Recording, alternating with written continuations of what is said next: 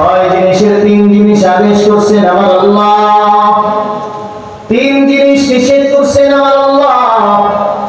যে তিন জিনিস নিষেধ করছেন আল্লাহ বলেন, এক নম্বরে ওয়ানহা আনিল ফাহশা, অশ্লীল কথাবার্তা বলবা না, গালিগালাজ করবা না।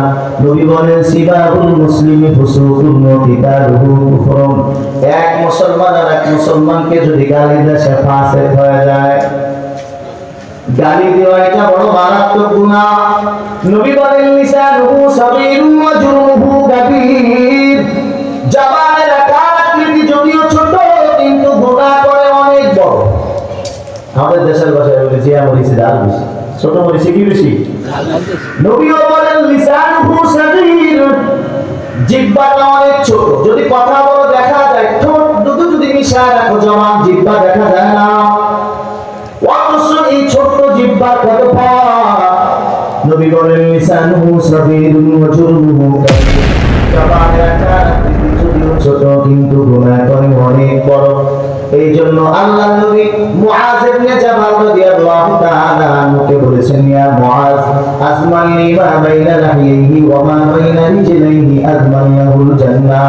মুআজ, দুইটা জিনিসের হেফাজত কর, আমি নবী নিজেই তোকে জান্নাতে নিয়ে যাব। বেশি না, পুরা বডির মাত্র দুইটা জিনিসকে আল্লাহ নবী হেফাজত করার কথা বলছে। এক নম্বরে জবান, দুই নম্বরে লজ্জা স্থান। এই জবান আর লজ্জা স্থান কেউ যদি হেফাজত করে, নবী ওয়াদা করছেন আমি নিজে তাকে জান্নাতে নিয়ে যাব। সুবহানাল্লাহ। অথচ গোটা সমাজ এবং ফ্যামিলি দেখেন এই দুইটা গুনাহ সবচেয়ে বেশি। বাবা সন্তানকে গালি দেয়, সন্তান বাবাকে গালি দেয়, স্ত্রী স্বামীকে গালি দেয়, স্বামী স্ত্রীকে গালি দেয়। কি হইতেছে না এগুলা?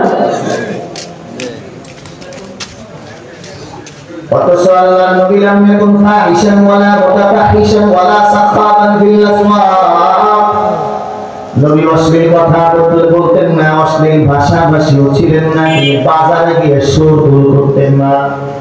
অথচ তিনটাই আমাদের ভিতরে আছে, আছে না নাই?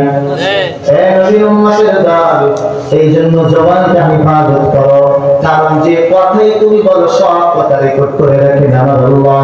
আল্লাহ বলেন মা ইয়ালফিজু মিন কাউলিন ইল্লা লাদাইহি রাকিবুন মাতিদ। 1 বছর বয়সে তুমি কথা বলা শিখছো, 60 বছর বয়সে তুমি কবরে গেছো, 60 বছরে কতটা কথা বলছো কেউ জানে না, জানেন আমার আল্লাহ। ঠিক কি না? 1 বছর বয়সে আপনি হাঁটা শিখছেন, 60 বছর বয়সে কবরে গেছেন। 60 বছরে কয় কদম হাঁটছেন কম্পিউটারে হিসাব হবে না, কিন্তু কার কাছে আছে? আল্লাহ। আল্লাহ নিজেই বলে ওয়ানাকতুবু মা কদ্দামু ওয়া আথারহুম ওয়া কুল্লা শাইইন আহসাইনাহু ফি কিতাবিম মুবিন। আল্লাহ বলেন, আল্লাহ নিজেই বলতেছেন নাকতুবু, আমি লিখে রাখি। এই কত মসজিদে গেছে লেখা হয়ে গেছে, জিনা করতে গেছে লেখা হয়ে গেছে, সিনেমা হলে গেছে লেখা হয়ে গেছে, যাত্রায় গেছে লেখা হয়ে গেছে, চুরি ডাকাতি করতে গেছে লেখা হয়ে গেছে। সব কদম কিন্তু লিখে রাখছেন আল্লাহ, সব কথাও লিখে রাখছে, সব পাও কি লিখে রাখছে। হাঁটবেন কেমনি আপনারা? 50 বছর ধরে ওয়াজ শুনতেছেন, অথচ নিজের ভিতরে কোনো পরিবর্তন আসে নাই। সমাজে এমন মানুষ নাই? আছে। এমন এক পীরের কাছে বলিতেছেন 30 বছর এখন পর্যন্ত দাড়িটাও রাখতে পারে না। মিথ্যা কথা বললাম? এমন এক পীরের কাছে 20 বছর ধরে মুরিদ হয়েছে, এখন পর্যন্ত স্ত্রীর পর্দায় রাখতে পারে না। লাভ কি? কি লাভ? তো আল্লাহ বলেন ওয়ায়ানহা আনিল ফাহশা, 3 নম্বরে 1 নম্বর অশ্লীল ভাষাভাষী তোমরা বলবা না, কথাবার্তা বলবা না। 2 নম্বরে বল মুনকার, খবরদার তোমরা জিনা ব্যভিচারী করবা না, চুরি ডাকাতি করবা না, খারাপ কাজ সমাজের ভিতরে যতগুলো আছে করবা না। আল্লাহ পাক রব্বুল আলামিন এমন কিছু কাজ করো যে কাজ আল্লাহ পছন্দ করেন, নবীও পছন্দ করেন। এমন কাজ তোমরা করবা না যে কাজ আল্লাহ পছন্দ করে না, নবীও পছন্দ করে না। এটাকে বলা হয় মুনকার। জিনা ব্যভিচারী, চুরি ডাকাতি, মিথ্যা, ব্যবসা করো ওজনে কম দিবা না, ধোঁকা দিবা না, কারণ ধোঁকাবাজি জাহান্নামে যাবে। ওয়া কুন্না নাকুযু মা'আল কাইদিন। এ নবীর উম্মতের দল, নিষেধের 3 নাম্বার কথা আল্লাহ বলেন ওয়াল বাগ, খবরদার তোমরা জুলুম করবা না, আল্লাহ তাআলার অবাধ্য হইবা না, ভিন্ন অর্থে জুলুম করবা না। জুলুম কি জিনিস আমি সংক্ষেপে বলতেছি। আল্লাহ নবী বলেন মান যালামা কাইদা শিবরিন মিনাল আরদি তুরিবাহু মিন আরদি সাবঈনা। আল্লাহ নবী বলেন হাত জায়গা যদি কেউ কারোটা জোর করে খাও, এইখানেও আছে আমি যে কথাগুলো বলতেছি, এই কথার সমস্ত কথাগুলো যে আমল আমরা করতেছি এই ওয়াজের ভিতরে, এই প্যান্ডেলের ভিতরে সেই মানুষগুলো আছে। দেখেন আল্লাহ নবী বলেন মান যালামা কাইদা শিবরিন মিনাল আরদি। শিবির শব্দের অর্থ হলো আধা হাত। আধা হাত জায়গা যদি কেউ কারোটা জোর করে খায়, আল্লাহ নবী বলেন তুমি পাবো মিন আরদি সাবঈনা, 7 তরফ জমিনের ভিতরে আল্লাহ পাক তাকে ঘিরে ফেলবেন। মুহাদ্দিসিন ইকরাম হাদিসের 7টা ব্যাখ্যা 5টা ব্যাখ্যা লেখেন। 1 নাম্বার হলো যেই জমি তুমি দখল করে খাইবা, 1 কাঠা বলো, 1 শতাংশ বলো, আধা বিঘা বলো, তোমার 1 বিঘা বলো, 1 পাখি বলো, যতটুকু সম্পদ তুমি জোর করে খাও, এই সম্পদটাকে মালা বানাইয়া কিয়ামতের ময়দানে আল্লাহ তোমার গর্দানে ঝুলায় দিবেন। 2 নাম্বার, এই পুরা জমিনটাকে আল্লাহ পাক রব্বুল আলামিন হাসরের ময়দানে 7 তরফ জমিনের মাটি তোমার মাথার ভিতরে আল্লাহ উঠায় দিবেন। 3 নাম্বার, এই 7 তরফ জমিনকে আল্লাহ পাক হাসরের ময়দানে তোমাকে খুঁজতে দেওয়া হবে, খুঁজপাত দিবেন, খুঁজতে বলবেন, কুদালও দিবে না, ভেকুও দিবে না। 4 নাম্বার, এই পুরা জমিনের ভিতরে 7 তরফ জমিনের ভিতরে তোমাকে বেড়ে ফেলবেন। 5 নাম্বার, এই 7 তরফ জমিনের মাটিটাকে আল্লাহ পাক লোহার বিড়ি বানাইয়া জাহান্নামের আগুন দিয়ে পোড়াবে। যখন লাল টকটকা হয়ে যাবে তোমার গলার ভিতরে ফেরেশতারা পেঁচায় দিবে। এই 5টা ভয়ঙ্কর ব্যাখ্যা মুহাদ্দিসিন ইকরাম হাদিসের ভিতরে বর্ণনা করেছেন। কিন্তু বাস্তব করে বলেন সমাজে 5 ওয়াক্ত নামাজ পড়ে, দাওয়াতে তাবলীগ করে, মসজিদে ইমামতি করে, এ নবীর উম্মত সমাজে নেতৃত্ব দেয়, তারপরে উম্মের জমি দখল করে খায়, এমন মানুষ আছে না নাই?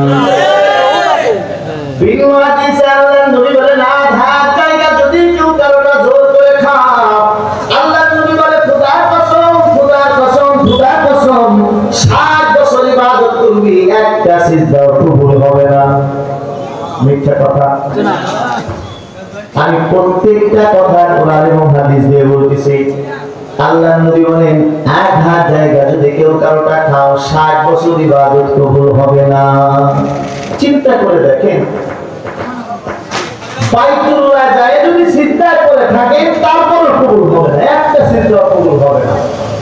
কেন হবে না? বলে হলো একটা হক আল্লাহর সাথে সম্পর্ক, আর একটা হক বান্দার সাথে সম্পর্ক। তুমি যদি 5 ওয়াক্ত নামাজ না পড়ো, আল্লাহর কাছে তুমি ক্ষমা চাও, আল্লাহ মাফ করে দিতে পারে। একটা রোজাও যদি তুমি না রাখো, আল্লাহর কাছে ক্ষমা চাও, তওবা করো, আল্লাহ মাফ করে দিবে। কিন্তু আমার 1 টাকা খাইয়া তুমি কবরে যাইবা, আমি যদি মাফ না করি কত সময় পর্যন্ত আল্লাহ জান্নাতের দরওয়াজা তোমার জন্য ওপেন করবেন না। আল্লাহ কবর যাকে ওর কাছে সাইয়া ওর আমি মিটে যায়, এটা সম্পর্ক আমার সাথে। এই জন্য যারা আছেন এই কাজ যারা করেন, আমি আল্লাহর ওয়াস্তে আপনাদের দুটো পায়ে হাত রেখে বলি বাবা, আখিরাত নষ্ট করবেন না, হারাম খায় আখিরাত নষ্ট করবেন না। নবী বলেন লা ইয়াদখুলুল জান্নাতা জাসাদুন গুজিয়া বিল হারাম। হারাম খাইয়া যে শরীর লালিত পালিত হইছে, গোশত বাড়ছে, রক্ত বাড়ছে, হাড়ি বাড়ছে, নবী নিজেই বলছেন এই শরীর জান্নাতে যাবে না।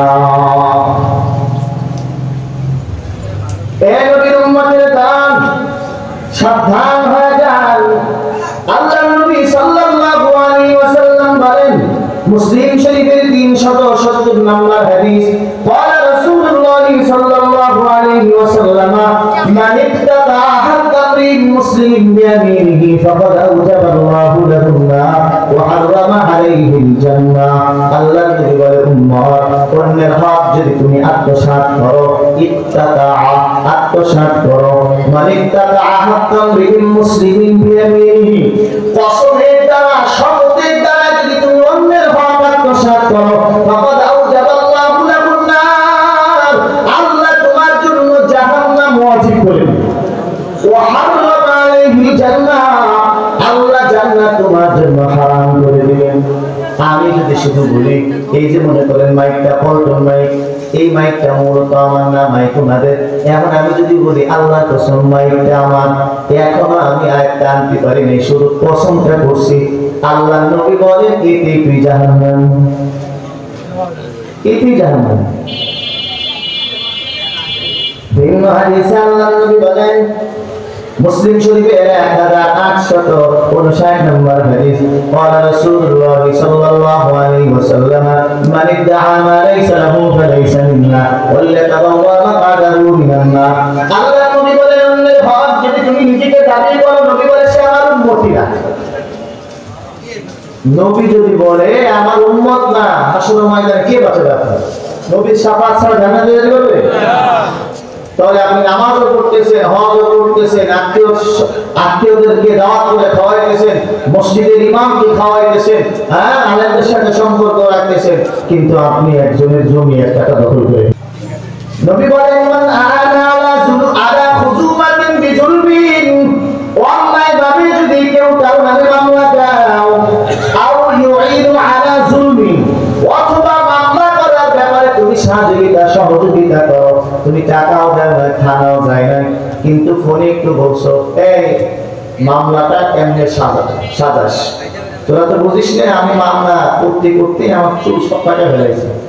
থানায় যায় যদি না বুঝিস, অথবা কোর্টে যায় উকিল আমরা তো ধরাই দিস মামলা দেওয়ার সাথে দেখবি বাবার ক্ষমতা নেই বের হওয়ার, টাকাও দেন না, খালি একটু ফোনে সাজেশন দিচ্ছেন।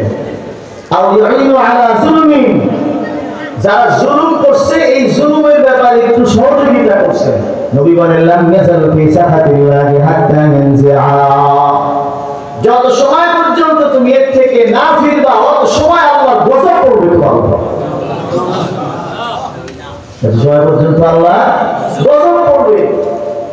তাহলে চিন্তা করে দেখেন যে আপনি যারা জুলুম করছে সেই জুলুমের সহযোগিতা করছেন কিনা। এটা আপনি করে থাকলে আপনি ভালো জানেন, আমি করে থাকলে আমি ভালো জানি।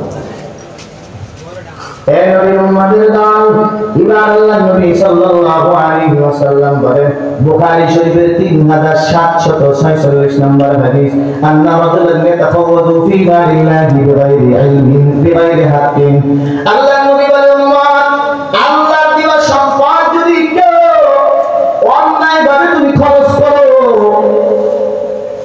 ফালাহুন নার ইয়াউমাল কিয়ামah, কিয়ামতের ময়দানে আল্লাহ জাহান্নামে দিবেন। এর মানে কি, এই যে জমিনটা দেখতেছেন এই জমিনের মালিক এখন আমি, কিন্তু মূল মালিক কে? এই যে আমাদের যাদের 10 বিঘা 20 বিঘা 1 বিঘা আধা বিঘা যতটুকু জমি আছে এর মূল মালিক কে? আল্লাহ আমাদেরকে একটু পেটের তাগিদে দুনিয়ায় ক্ষণিকের জন্য একটু মালিক বানাইছে, কিন্তু মূল মালিক আল্লাহ। তাহলে বোঝা গেল এই যে ফসল যে আমরা বপন করি এগুলো ফসল কে দেয়? আমাদের পকেটে যে টাকা পয়সা বাড়ি ঘর বিয়ের বিল্ডিং যা কিছু আছে সবকিছু কে দেয়? তাহলে মূলের সবকিছু কার? তাহলে অর্থ সম্পদ সব আল্লাহ। সেই আল্লাহ নবী বলতেছেন যে আল্লাহর দেওয়া সম্পদ যদি কেউ অন্যায় ভাবে খরচ করে, মসজিদের ছাদ ঢালাই হবে টাকা দেব না, পাশে গান হয়েছে 5000 মেরে দিচ্ছে, কি আছে না এরকম?